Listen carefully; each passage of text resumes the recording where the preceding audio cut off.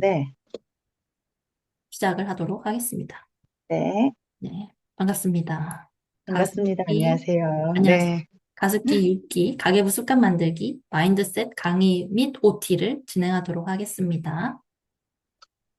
음, 어, 먼저 저에 대해 간단히 소개를 해드릴 거고, 이제 마인드셋하고 어떻게 인증하는지, 그리고 마지막으로 궁금하신 점 질문하시면 되겠습니다. 네, 우선 저는 지금은 현재 경남 진주에 살고 있어요. 어, 네, 네, 그 20년 동안은 서울에 살았다가 이제 음, 거제로 이사를 갑자기 오게 됩니다. 19살 대학교 가기 직전 고등학교 3학년 때 음, 부모님이 이제 갑자기 가세가 기울어지셔서 거제로 갑자기 이사를 가게 됐는데 그때 서울에 잠실에 살았어요.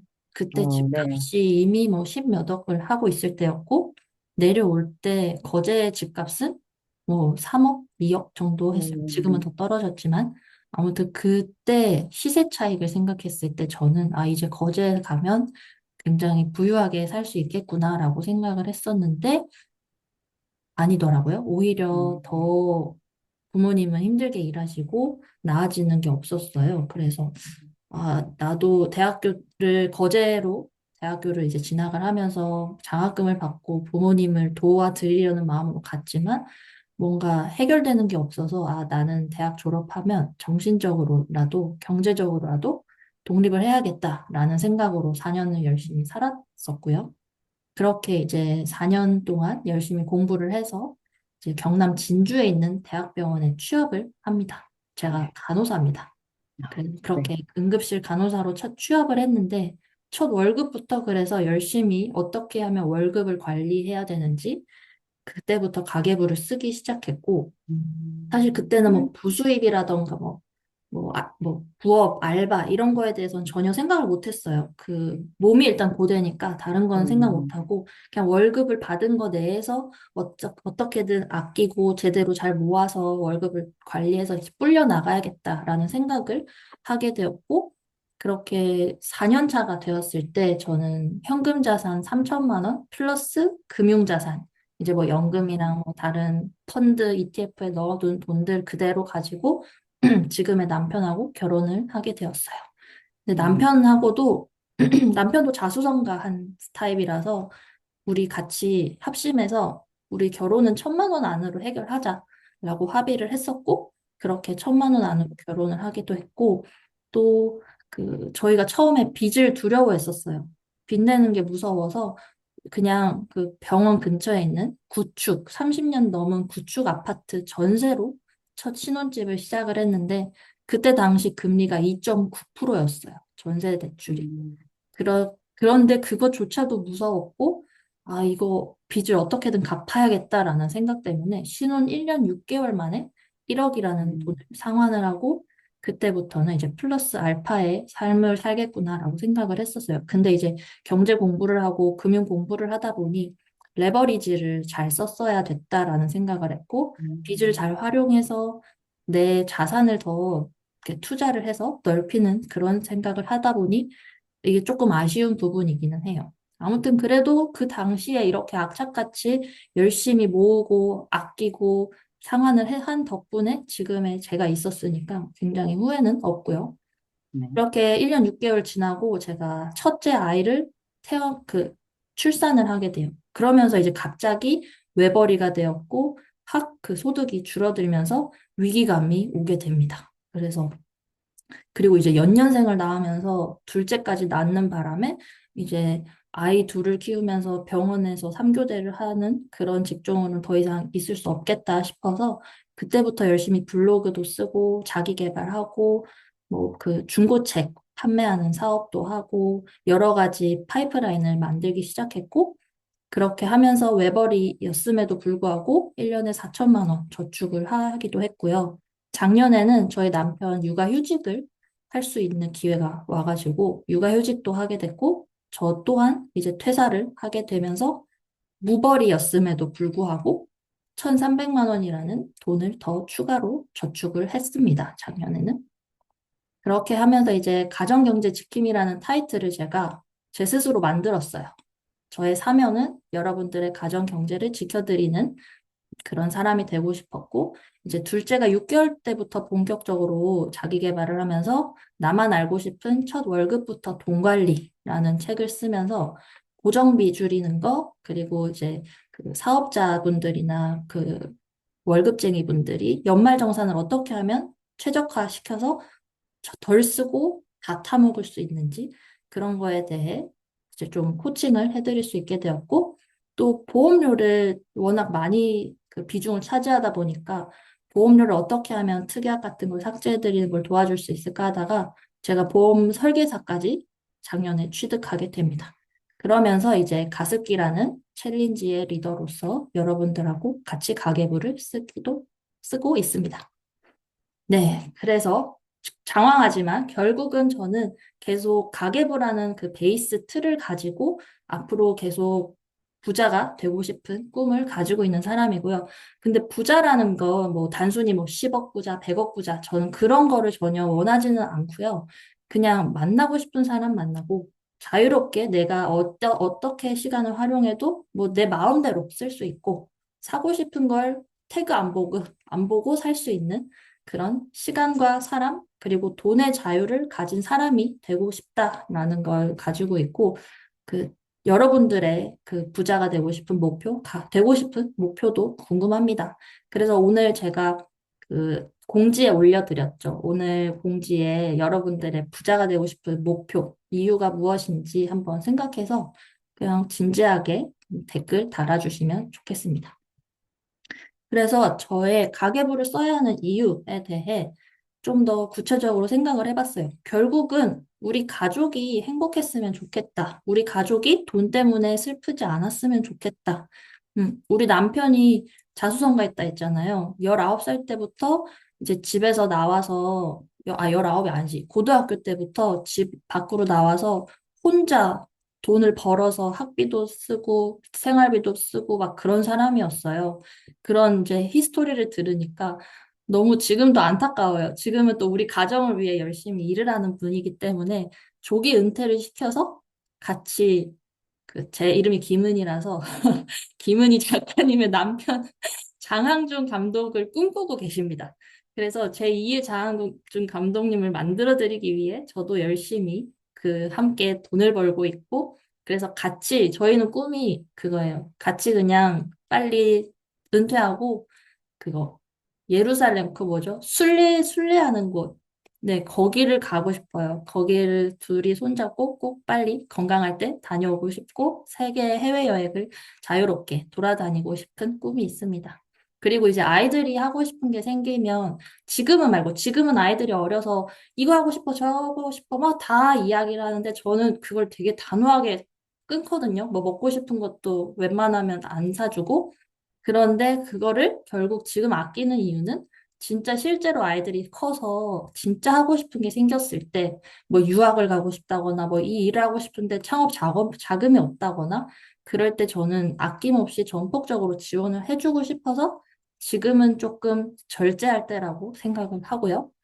그리고 나이가 들어서 진짜 의료비가 없어서 자식들한테 짐이 되는 일은 없어야 된다고 생각을 하고, 그리고 아이들한테 가난을 대물림해주고 싶지 않아서예요. 결국은. 그리고 우리 가족들의 치료비, 간병비 이런 걱정 없게 그냥 결국은 건강과 가족인 것 같습니다. 그리고 저랑 남편이 의료계 쪽에 종사를 하다 보니까 옛날부터 계속 고아원이랑 양로원을 이제 결합한 어린아이와 노인들의 이런 병합되는 그런 복합 시설을 운영해서 이제 서로 좋은 쪽으로 그런 복합 시설을 운영하고 싶었고 저희 남편은 옛날부터 꿈이 무료 급식소를 운영하고 했기 때문에 저희 둘은 열심히 벌어야 됩니다. 이런 걸 운영하기 위해. 여러분들도 그래서 이제 부자가 되고 싶은 이유에 대해서 한번 이렇게 뭐 5가지 아니라도 괜찮아요. 뭐 3가지든 뭐 하나라도 한번 써서 댓글에 남겨주세요. 그래서 가계부 쓰는 건 사실 진짜 재미없고 고리타분하고 진짜 변화가 하루아침에 일어나는 것도 아니고 맨날 맨날 쓰는 거 사실 귀찮아요. 저도 밀리는 때도 많기도 하고 하지만 하루, 일주일, 한 달, 1년, 2년, 3년 쌓다 보면은 일확천금을 노리잖아요. 저희 보통. 하지만 다확천금을 할 수가 있습니다. 제가 아까 첫 월급부터 가계부를 썼고 2016년도, 17년도 때부터 이제 본격적으로 소액씩 조금씩 모아간 거예요. 근데 이거는 그냥 순수익금입니다. 원금 아니고 순수익금이고 그냥 기본으로 두 자리는 넘었어요. 이제 세 자리 넘는 것도 있고 그냥 꾸준히 자산을 조금씩 사서 모으다 보면 그냥 자연스럽게 이렇게 따라오더라고요. 경기는 결국 이렇게 흔들림은 있지만 우상향을 하게 됩니다. 지금 우리 많이 떨어졌잖아요. 그럼에도 불구하고 저는 타격이 없습니다. 왜냐면 옛날부터 꾸준히 쌓아왔기 때문에 지금은 박앤세일이다 라고 생각하는 여유도 생겼고요. 여러분들도 할 수 있습니다. 그래서 가계부 챌린지의 최종 목표는 일단 꼭 필요한 것만 사는 소비 습관을 장착을 해서 가계부를 쓰면 자연스럽게 이제 아끼는 돈이 생기고 자연스럽게 투자할 수 있는 돈이 조금씩 마련이 될 거예요. 그 돈으로 조금씩 돈을 벌어오는 소액으로 투자를 해서 파이프라인을 만들고 결국은 제가 맨 처음에 말한 것처럼 돈이 얼마 있는 거 중요한 게 아니고 앞으로 내가 어떻게 행복하게 살 수 있을까? 행복하기 위해 우리는 어떤 길을 걸어야 할까라는 고민을 좀 같이 했으면 좋겠습니다. 그래서 결국 가계부 쓰기를 통해서 돈의 주도권, 나의 돈은 주인은 나예요. 나의 돈의 주인은 나. 그래서 소비를 통제해서 돈의 흐름이 어디에서 어떻게 흘러가는지를 본인 스스로가 파악을 하고 있어야 되고, 그렇게 하면서 플러스로 이제 경제 기사를 같이 읽으면서 시황에 대해서 알아가고, 지금 내 돈이 채권에 있어야 되는지, 주식에 있어야 되는지, 금에 있어야 되는지, 흐름을 조금씩 파악하면서 소액으로 조금씩 사서 돈을 모으다 보면 이게 결국 시간이 쌓이고 하면 우리 노후도 문제가 없을 수 있고 결국 시간, 사람, 돈에 대해 자유로울 수 있습니다. 이게 저의 최종 목표예요. 모든 사람들이 다 이 루트를 따라서 조금씩 그냥 막 흔들리지 않고 그냥 계속 자산을 사서 모아서 부자가 되었으면 좋겠어요. 음. 저도 옛날에는 하루 10시간 이상 일을 하던 간호사였고, 결국 월급쟁이였고, 경단녀였어요. 하지만 지금은 집에서 보험 설계도 하지만 뭐 코칭도 하는 프리랜서로 일을 하고 있고, 프로 협찬러, 블로그를 통해서 맨 처음에 협찬을 받으면서 이제 이런 자기계발 세계에 빠졌거든요.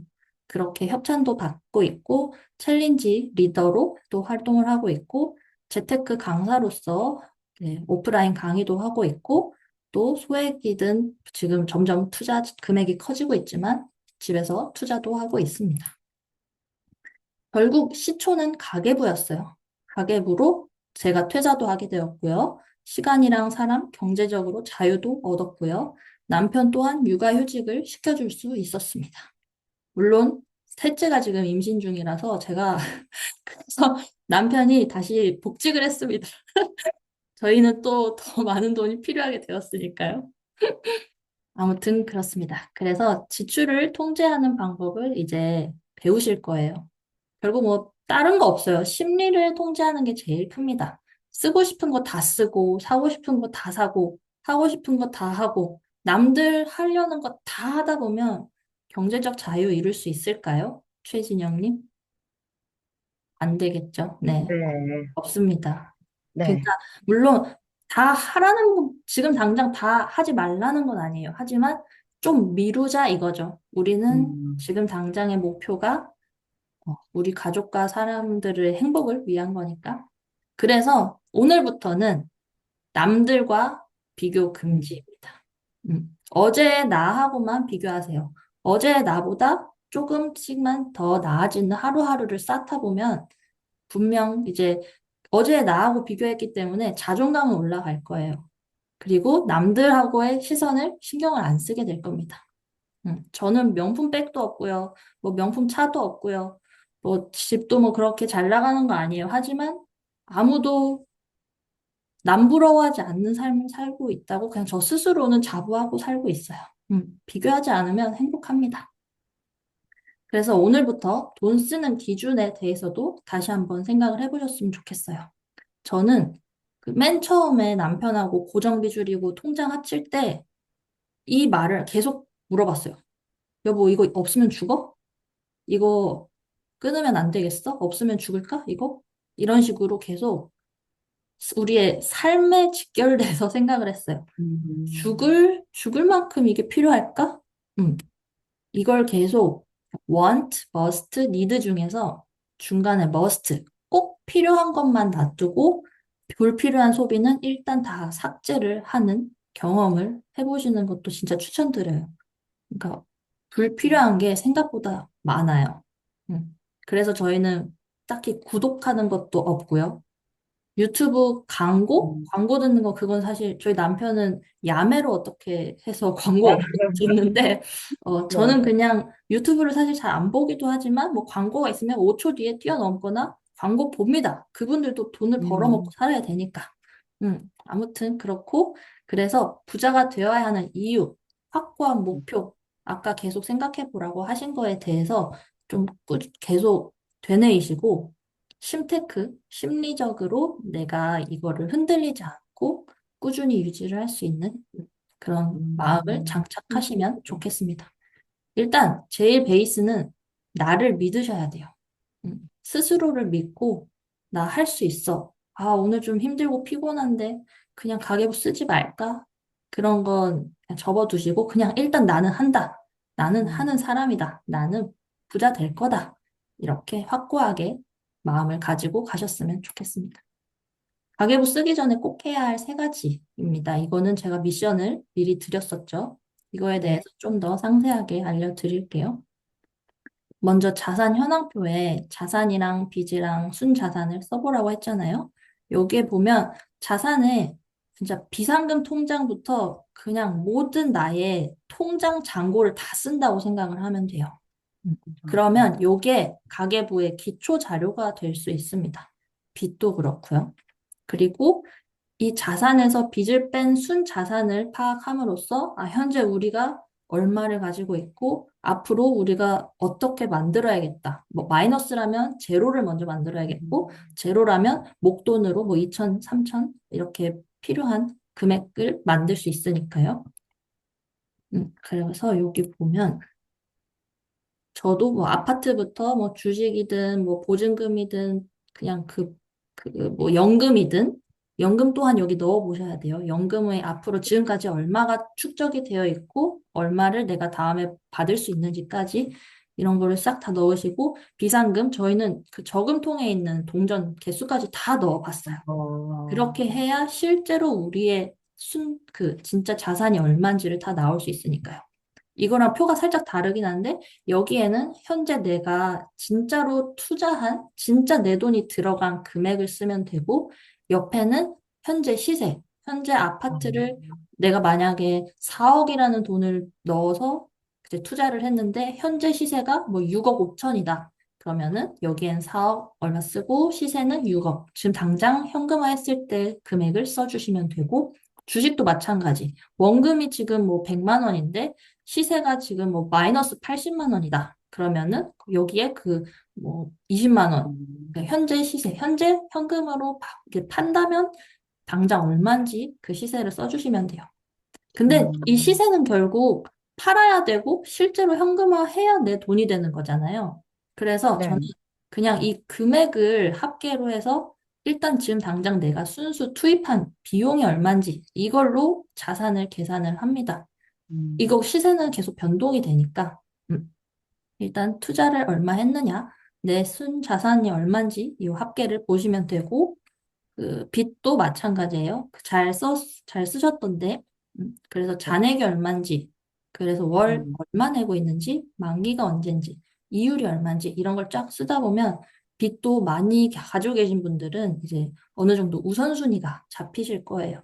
그래서 뭐 잔액이 적게 남은 순으로 하던 이율이 높은 순으로 하던 이제 퀘스트 깨듯이 이렇게 빚을 없애는 그런 재미도 보실 수 있습니다.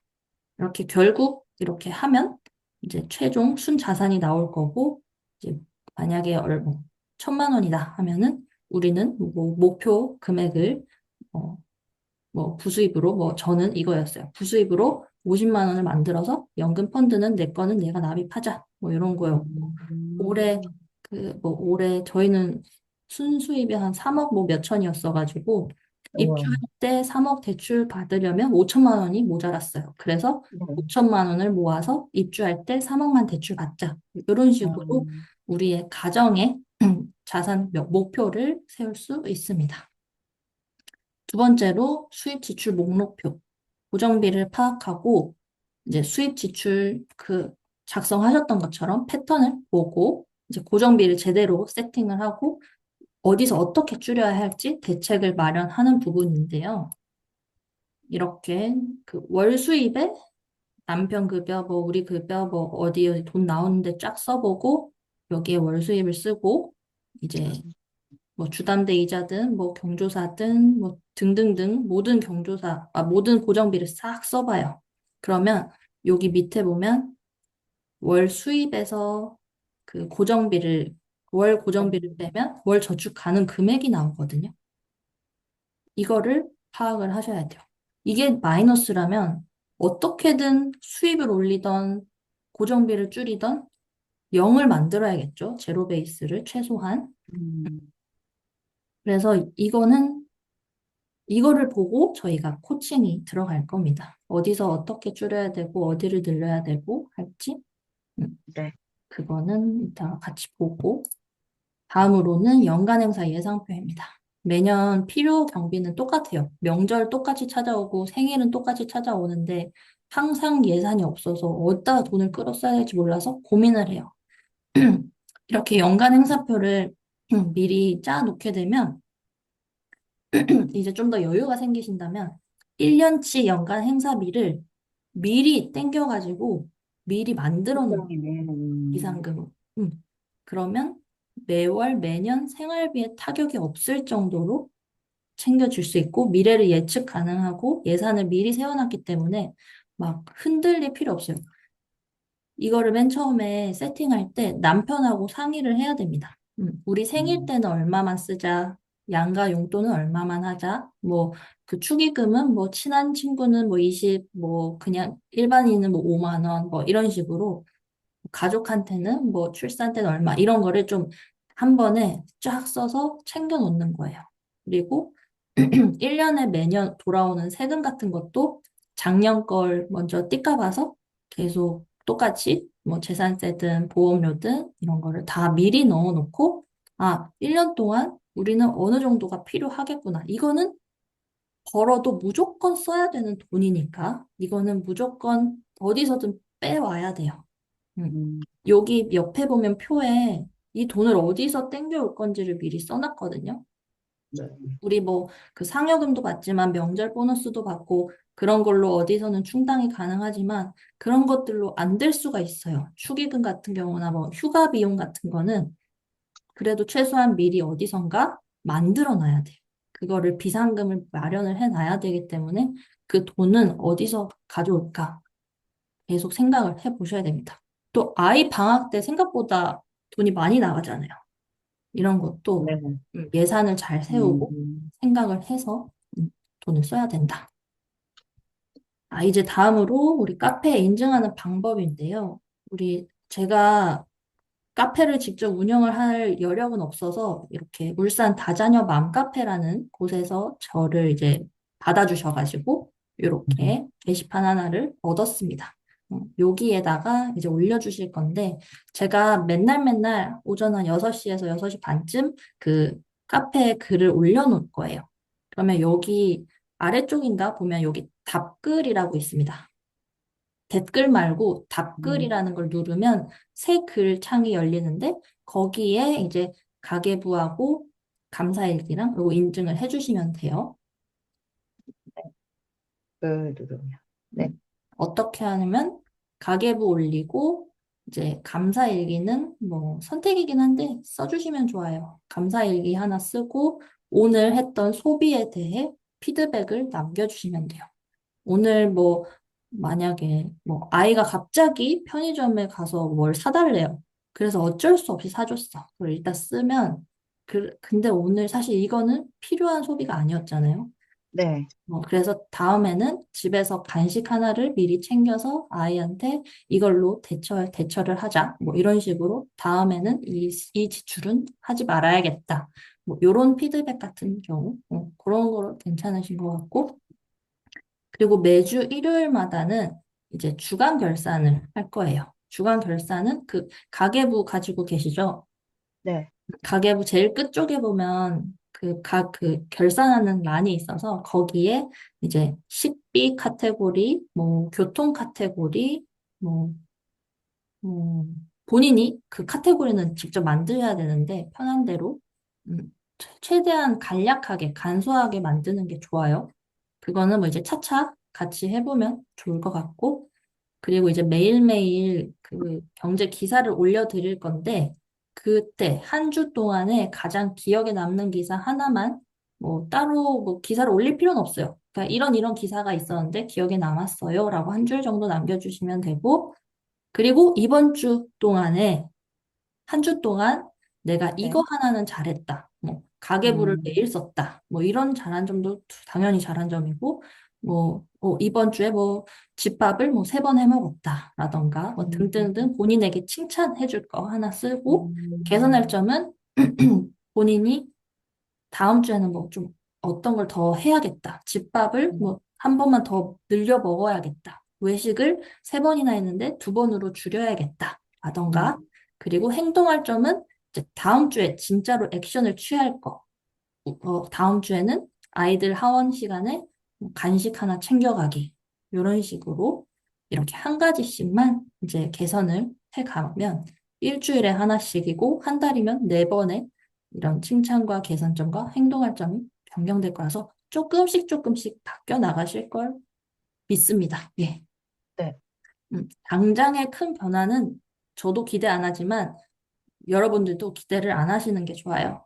그냥 편안하고 스며들고 그냥 천천히 간다라고 생각을 해주시고 이제 매월 말일이나 월급날이 되면 이제 월간 결산을 해볼 겁니다. 한 달간 그동안 우리 축적된 데이터를 통해서 이번 달에 얼마를 썼고 어떻게 썼는지를 파악을 하고 결국 제일 중요한 건 다음 달 어떻게 살 것인가.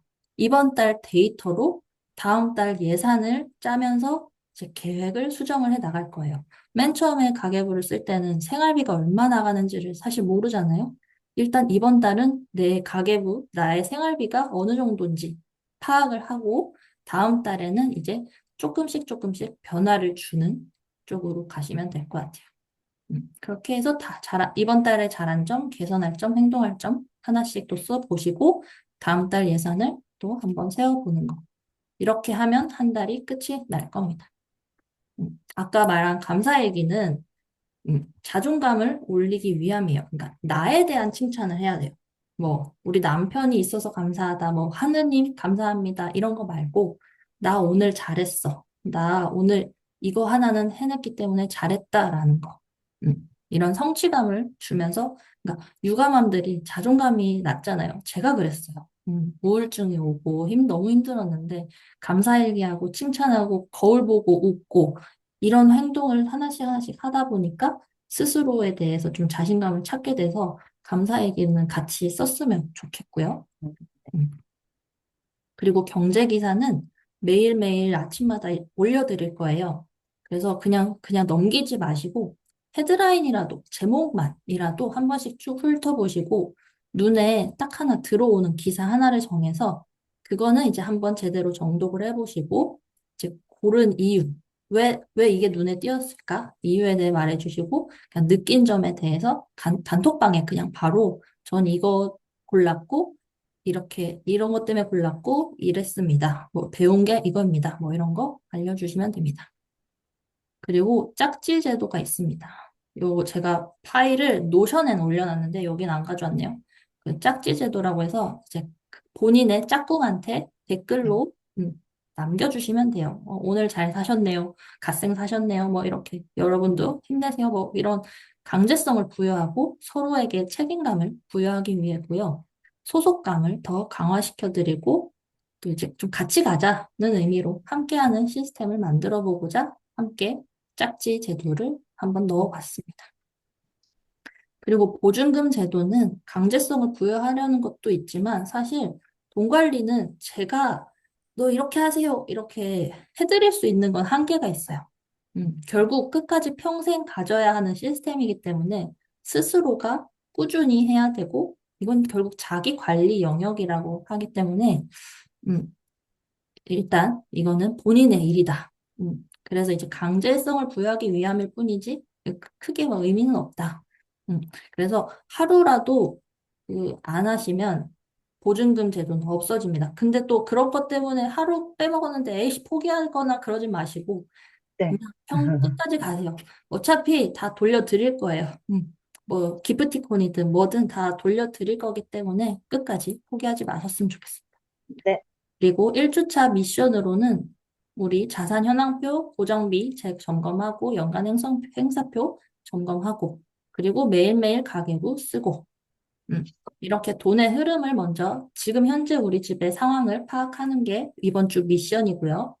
줄줄 새고 있던 돈, 이제 고정비든 뭐 자산 현황표를 파악하든 이제 줄줄 새고 있는 돈을 찾아서 어떤 게 있는지 공유를 해주시면 되겠습니다. 이것도 단톡방에 그냥 편하게 얘기해 주시면 됩니다.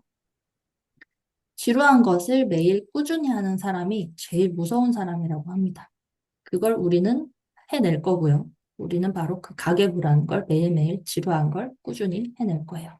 돈의 주도권은 나에게 있다라는 거는 계속 제가 이 말을 달고 삽니다. 돈의 음, 주인은 나야 라고 아, 계속 생각하시고 내가 버는 돈은 내가 관리를 합시다. 앞으로. 이거는 네. 4월 4일자 미국 주식입니다. 저 이렇게 다 파란 거 처음 봤어요. 음, 그리고 옆에 있는 건 제 계좌입니다. 이건 소수점 투자는 얼마 안 됐어요. 토스 증권으로 뭐 네. 하루에 1,000원, 뭐 일주일에 5,000원 이런 식으로 음, 몇십만 원밖에 안 되거든요, 지금 단위들이. 근데도 1년도 안 됐는데 아무튼 그런데도 전 지금 여전히 빨간불이죠. 별로 음, 딱히 타격받은 거 마이크로소프트랑 구글 말고는 음, 여전히 빨간불입니다. 이런 것처럼 진짜 시작한 지 얼마 안 됐음에도 불구하고 경기가 침체가 된다라고 경고를 하고 위기다 막 이렇게 위험을 줘도 사실 그냥 음. 오랫동안 꾸준히 투자한 사람을 이기지는 못한다라는 거를 보여드리고 싶었어요. 이거 혹시 아세요? 넣을 걸, 살 걸, 팔 걸, 아, 뺄 걸, 하지 말 걸, 할 네. 걸, 이런 껄껄껄 후회하지 음, 말자라는 거예요.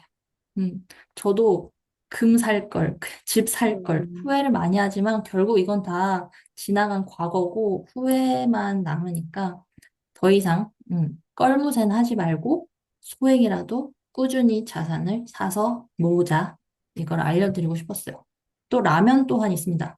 그때 비트코인 샀더라면, 집을 음, 샀더라면, 주식 샀더라면 계속 이런 라면 후회해봤자 의미 없다. 음. 우리 앞으로 껄무새 되지 말고 라면 삼총사 하지 말고 이제 계속 돈을 공부하고 아끼고 모아서 흔들림 없는 자산가가 됩시다. 네. 근로소득은 자산을 늘리는 데 쓰고 근로소득으로 자산을 꾸준히 자산을 사서 모으고 자산소득은 삶을 윤택하게 쓰세요.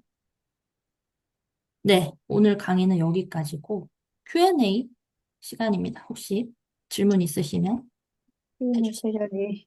그러면 신용카드는 하나도 사용을 안 하시는 네, 건가요? 신용카드는 국민행복카드 있어요. 아, 국민행복카드 때문에 애기들 네. 어린이집 카드 쓰는 거 말고는 따로 신용카드는 사용하지 않아요. 그러면 그냥 원래 신용카드를 처음부터 사용하지 않았는지 아니면 이제 쓰다가 아니죠. 맨 처음에 입사할 때 음, 막 신용카드를 만들면 뭔가 직장인이 된 것 같고, 그래서 저도 막 사용하기 시작했어요. 그때 막 다른 친구들은 막 월급만큼 썼다, 막 이런 얘기들 많이 들었는데, 저는 이제 60만 원이 용돈이었거든요. 네, 초기에는. 네. 그때 이제 60만 원 한도를 다 쓰고 나니까 이제 현타가 왔죠. 음, 나 이거 다 썼네. 근데 이제 월급을 받고 추후에 돈을 내야 되는 거다 보니까 약간 월급을 받았는데 탕 없어진 거예요. 내 돈이. 그래서 그때 이제 충격을 받고 이거 신용카드는 더 이상 쓰면 안 되겠다. 해서 그때 이제 없애고 다행히 저는 막 리볼빙이나 뭐 다른 추가로 빚을 내서 했던 건 아니었기 때문에 그냥 바로 상환하고 그때 바로 체크카드로 넘어왔죠. 농협에 또 신용카드 말고 체크카드도 있더라고요. 그래서 바로 갈아탔었어요. 그 신용카드 뭐 웹하면 뭐 기름값이 할인된다거나 뭐 이런 것들 음, 있잖아요. 한 달에 뭐 그런 네, 거는 이제 신경 쓰지 않고, 네, 전혀. 그러니까 음, 이게 봐봐요. 우리 형쌤님도 지금 신용카드를 엄청 많이 사용하고 계실 때 사실 네, 그런 거 신용카드를 30만 원을 사용하면 뭐 만 원 할인 뭐 그런 식으로 30만 원 대비 만 원이면은 비율이 그냥 30만 원 안 쓰고 만 원 할인을 안 받으면 차라리 저는 그게 뭐 원래 10만 원 맞아요. 쓰는 사람인데 10만 원만 써도 되는데 굳이 만 원 할인받자고 20만 원을 더 써야 되는 상황이 무조건 발생해요. 그리고 신용카드를 쓰다 보면 어쩔 수 없이 소비의 그릇이 커지게 되더라고요. 관리가 안 돼요. 음. 그래서 저는 뭐 만약에 신용카드가 있어서 뭐 급하게 뭐 그 뭐야 산후조리원이라던가 좀 큰 비용을 이제 지불을 해야 된다. 뭐 큰 가전을 사야 된다 해서 신용카드를 써서 할부로 뭐 한다 하더라도 저는 이것도 결국 빚이거든요. 음, 빚을 뭐 24개월 무이자 할부라고 하지만 이것도 결국 나의 고정비를 늘리는 행위고 나의 자산을 결국 내야 되는데 언제 가져가느냐의 차이잖아요. 결국 내 돈을 내야 네. 되니까. 그래서 저는 그런 빚의 개념이라고 생각해서 무조건 최대한 그 24개월 할부를 했다 하더라도 그냥 목돈이 생기면 바로 다 갚아버리는 그런 네. 저희는 그래서 중고차 구매할 때도 그냥 현금으로 샀었어요. 중고차 구매할 때도 현금을. 네. 저희도 음. 대부분 현금 쓰긴 하는데, 네. 신용카드가 이렇게 할인. 회사에서 뭐 이렇게 이제 신용카드, 남편 신용카드에 뭐 연에 2번 정도 돈이 들어오거든요. 근데 아, 그런 건 써야죠. 그것만 써야 되는데, 있다 보니까 더 쓰게 되는 것도 있고, 제가 왜 맞아. 회사 그만두기 전에 이제 다녔던 회사가 20만 원을 쓰면 10만 원, 20만 원을 쓰고 난 후에는 이제 뭐 이렇게 10만 원 마트에서 장 보면 만 원 페이백.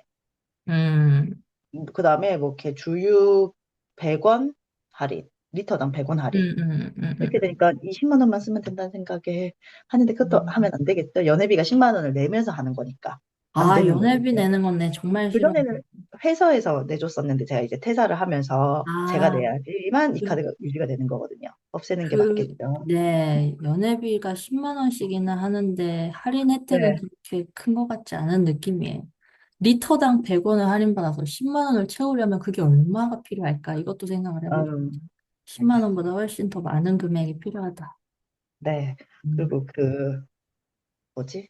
저희가 지금 이율이 4%대잖아요. 네. 그래서 저는 1년에 얼마 정도는 중도금 상환 수수료가 없이 상환이 음, 돼서 전 음, 최대한 빚을 그냥 갚자는 위주로 조금 생기면 넣고 조금 음, 생기면 넣는데 그게 맞는지 음, 아니면 이제 좀 목돈을 만들어서 따로 음, 가지고 있는 게 맞는지 그 음. 부분도 좀 고민이 되더라고요.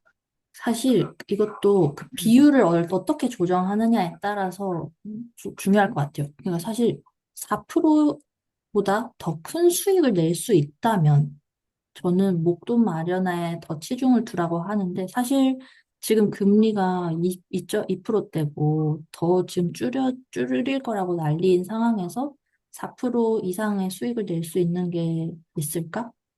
그래서 네. 저는 지금 또 이렇게 막 그렇게 목돈이 크게 그 빚에 묶여 있지는 않으시지만 그래도 어느 정도 중도 상환 수수료가 없다면 지금 근데 어쨌든 결국 이것도 본인의 자산을 늘리는 일이잖아요. 네. 그렇기 때문에 저는 그것도 결국 목돈이 될 거니까 4% 이율을 고정비를 줄이는 행위인 거죠. 그거에 네. 좀 더 비중을 두셔도 상관없을 것 같아요. 근데 사실 음, 둘 다 같이 가야 됩니다. 반반 치킨처럼 목돈도 아, 마련하면서 네. 최대한 중도 상환 한도까지 갚아 네. 나가시는 거. 두 개를 음, 같이 잡아야 돼. 제일 좋은 거. 네. 그다음에 뭐지? 이거 뜬금없는 건데, 아침에 새벽 5시, 6시에 그 올린다고 하셨잖아요, 블로그에. 그럼 하루 일과가 이제 아침에 그 뭐 5시부터 일어나서 하루 일과가 계속 시는 거예요. 아, 네, 이게 너무 뜬금없는 질문이긴 한데. 제가 사실 오늘 네, 10시에 강의를 하겠다고 네, 선언을 하긴 했는데, 네. 지킬 자신이 없었어요, 사실은. 아, 네. 애들이 8시 반, 9시에 자는데, 그때 기절을 저도 해버리거든요. 아, 요새 잠이 네. 워낙 많아져가지고. 네네네. 그것 때문에 사실, 내가 10시에 하는 거 좀 무리수를 뒀다 약간 싶어서 오전에 네. 하고 녹화본을 드려야겠다고 생각을 한 거였거든요. 네. 네네네. 그러니까 9시에 자니까 저절로 막 5시, 6시에 눈이 떠져요. 어, 그래서 네. 자연스럽게 새벽 기상을 요새 하고 있습니다. 원래 그러면, 네. 저번 달까지는 저도 자기 전에 가계부 인증하세요 하고 글을 올려드렸는데 저도 이제 막 잠들어 버리니까 인증 글을 못 음, 올리는 거예요. 그래서 네네. 아침에 저는 이제 전날 거를 쓰는 거죠. 아침에 네. 올려드리면 여러분들은 언제든지 쓸 수 있으니까 네. 그렇게 시간을 활용을 하게 되었어요. 너무 새벽이라서 죄송해요. 아니요. 그냥 저는 이제 이렇게 일찍 일어나서 뭐 이렇게 다른 부수입적인 것도 하시니까 뭔가 음, 뭐 아침에 일어나서 이거 하시고 뭐 강의하시고 뭐 이렇게 부수입 하시는 것들 어떤 것들을 이렇게 순차적으로 음, 하시는가 하루의 일과가 체계적일 것 같아서 그게 음. 궁금했던 맞아요. 거예요. 네. 시간 관리도 굉장히 중요하죠. 저는 요새 사실 제일 주가 된 게 설계 일이긴 해요. 점점 일이 많아지고 음, 있긴 해요. 그러니까 네. 부수입으로 생각을 했었는데 아무튼 그런 일들을 좀 하면서 이제 협찬도 다니고 글도 쓰고 이제 네. 저 스스로의 브랜딩을 위한 퇴사임당 글도 쓰고 음, 음, 스레드랑 릴스도 하고 예, 어, 그렇게 살고 있습니다. 이런 건 이제 다 공부 따로 뭔가 하시는 거예요. 뭐 책을 사서 본다든지 블로그 협찬이나 이런 것들은. 그런 거 저는 애초에 알고 시작했으면 오히려 더 좋았을 것 같은데, 저는 처음 시작이 그런 게 아예 아니었어가지고, 음, 맨 땅에 헤딩이었어요. 제가 그 블로그 관련된 협찬을 위한 강의도 제가 올려놨거든요. 우리 그 공지사항, 안 그래도 봤어요. 네, 공지사항에 어, 읽어야지. 내용 어, 봐야겠다 생각하고 있었어요. 네. 네, 그거 한번 참고해서 보시면 조금 도움이 되실 겁니다. 알겠습니다. 그 노션이 뭔지 몰라서 음, 찾아보니까 뭐 문서 정리하는 뭐 이런 거라던데. 네. 저도 잘 못하는데, 그냥 네. 한번 만들어 봤어요. 음, 그럼 이건 노션은 뭐 깔아야 되는 거예요? 아니요, 아니요. 그냥 제가 여기 공지사항에 링크 있거든요. 그거 누르면 네. 그냥 바로 페이지가 보이실 겁니다. 아, 걱정 안 하셔도 됩니다. 알겠습니다. 네, 혹시 이상입니다. 휴식 하나만 더 물어봐도 돼요? 그럼 네, 휴식은 네. 지금 일장이나 이런 거 혹시 관심 있다면 큰 회사들 지금 들어가는 거는 조금이라도 사보면 괜찮을까요? 제가 뭐 특정 종목을 말씀드리긴 어렵지만, 막 사라 마라 할 그럴 깜냥도 안 돼요. 그렇지만 음, 어쨌든 그것도 자산이니까, 네, 제가 맨 처음에 말씀드린 것처럼 지금 박앤세일이다라고 생각을 하고 그냥 꾸준히 자산을 사서 모으라고 말씀을 드리고 싶습니다. 그러면 이제 큰 대기업 위주로 조금씩 사는 거를 네, 그리고 그 음, ETF가 있어요. 그 지수를 네, 추종하는 ETF들을 안전하게 뭐 가져갈 수 있는 방법도 있고, 방법은 뭐 워낙 다양해서 그거는 네, 이제 스스로 공부를 하셔야 됩니다. 알려드릴게요. 알겠습니다. 네, 감사합니다. 예, 네, 이상입니다. 네, 저도 네, 알겠습니다. 감사합니다. 고생 많으셨어요. 네, 음, 고생하셨습니다. 그러면 네, 녹화도